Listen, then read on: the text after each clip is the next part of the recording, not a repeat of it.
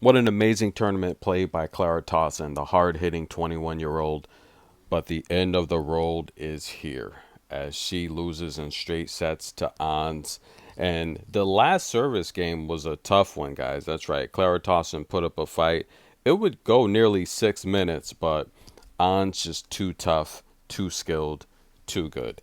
She gets the victory. What's next for her as she signals to the crowd? I can't hear you. Louder, ladies and gentlemen. Ons would even go on to sing in the post match interview. Now, we're going to talk about that in a minute, ladies and gentlemen, but classy exchange at the net. Sometimes I can't tell if Tawson is smiling or upset by just by the way she grinds her teeth. It's tough. And I mean, a lot of times she's just such a competitor. She's actually upset. But Ons comes through, and the crowd here, it got pretty interesting, right? Ons has a big traveling section. But when the when the announcer said up next is Coco Gauff, the crowd got sad. It was funny to hear. So it wasn't like a disrespectful like sigh from the crowd. It was like a like ah. It was like it's basically kind of insinuating that Ons is gonna lose to Coco, right? So the announcer was up next is Coco Gauff. The crowd said, "Ah, no, not Coco." But also, I mean, you can kind of perceive that to be how I perceive it to be. I don't want to see Ons and Coco face each other. Two of my favorite players on tour. I don't want to see that matchup. So the crowd kind of, yeah, they kind of reacted in that way, like, oh, not Coco. Listen, Coco is big wherever she goes. And like for example, they've played each other 6 times. But let's go back to Mexico. Let's go back to Cancun, the WTA finals. Coco gave Ons a bagel and a breadstick. Now, Ons is popular wherever she goes, but Coco was by far the fan favorite in Cancun. It's like all the little Mexican kids from Mexico just cheering Coco, Coco, Coco.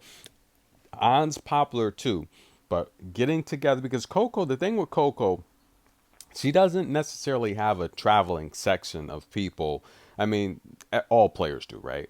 But Coco's so big globally, internationally, that wherever she goes, the crowds are always cheering her. She's the most recognized face in females tennis.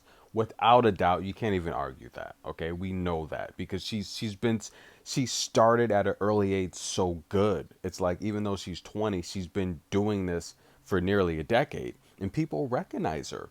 So she's always popular wherever she goes. I'm going to be interested to see who the crowd favors more.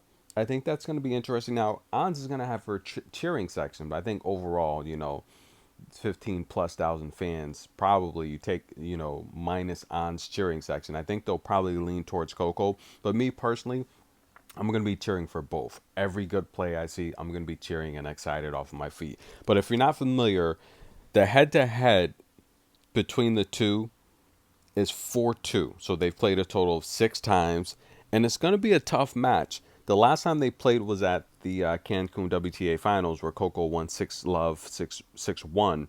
Before that, though, a couple years ago in Germany, where I remember that match, where Alicia Parks actually put up a fight with Ons Jabeur and took Ons to a tiebreak. Coco took Ons to a tiebreak and would end up losing in straight sets, 7-4, 6-2. The previous month they played at Roland Garros, where we saw Coco. She kind of dismantled Ons on clay, 6-3, 6-1. They also played in Charleston that same year, where Ons, who's won Charleston, right? She's made the finals there several times. 6-3, 6-3, she beat Coco in Charleston. I don't think Coco's going to be playing Charleston anytime soon because she just doesn't like that clay. It's not real clay, she said. But Coco beat Ons in Rome 6-4, 6-3. And she also beat her in Lexington. So Coco's, yeah, she's dominated a lot of this head to head at an early age. Sabalenka, we know Rebecca, we know Caroline Garcia, Ons. So she's finally fix the tide against Zachary. Zachary had a lopsided head-to-head because Zachary, she used to be a lot more stronger and more explosive. I think she's lost, well, she has lost some of her muscle. She doesn't really push that type of pace anymore.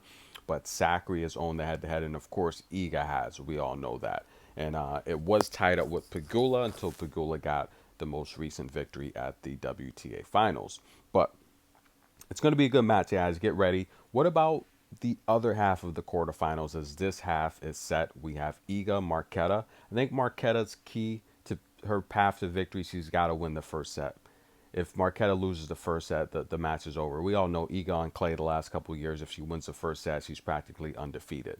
So Marta has to win that first set. She's got to play her best tennis. Variety, mixing it up, fastball, slow balls, get Iga off balance if you can. A tough task to do. And Coco and Ons. I mean, I think Ons is gonna have a tough. That's gonna be a tough matchup. It's gonna be tough. Coco's tough for anyone right now. I think she's playing too good. I think if Coco plays Tossin, she probably beats her 6-2, 6-2. You know, something bad like that. I don't think Tossin would be able to hang with Coco. She's just Coco will run circles around Tossin, just like I feel Coco would do with Rebecca. Rebecca is really good, but it's a bad matchup. I just think it's a bad matchup for Rebecca facing Coco, and I think Ons is going to be a tough matchup. But I have to see the number so I can break down the numerology. I will study this number and figure out a guaranteed winner. On the other side, to get to the quarterfinals, Sabalenka is going to have a tough match. Emma Navarro, can she beat Emma Navarro? If Emma upsets Sabalenka and Coco wins, we could be looking at a new world number 2. Simple as that. Get your popcorn, guys. More tennis coverage tomorrow. Everyone have a great day. Check the community. Like the video. Do me a favor. If you listen this far, go like all 6,000 of my videos. Thanks for the love. We'll be back.